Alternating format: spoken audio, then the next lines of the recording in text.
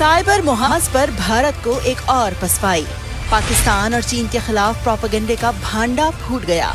इस बार मोदी सरकार के झूठ का पर्दाफाश किया है अमेरिकन यूनिवर्सिटी स्टैनफोर्ड ने।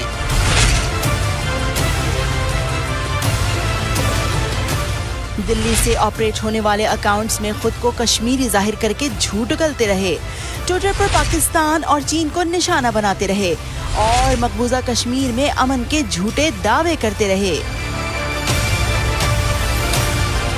नरेंद्र मोदी दुनिया के सामने तो पाकिस्तान में सैलाब मुतासिरीन से हमदर्दी का इजहार करते रहे, लेकिन पसे मंजर में उनकी साइबर फोर्स पाकिस्तान के खिलाफ साजिशें घड़ती रही। ट्विटर ने 24 अगस्त को चोरी पकड़ी और हजारों भारतीय अकाउंट्स बंद कर दिए। इस शर्मनाक हरकत पर सोशल मीडिया पर भारत से बाज़ाब्ता माफी मांगने का मुतालबा भी होने लगा है। गुज़िश्ता बरस यूरोपीय यूनियन की डिसइंफो लैब ने भी भारत को रंगे हाथों पकड़ा था।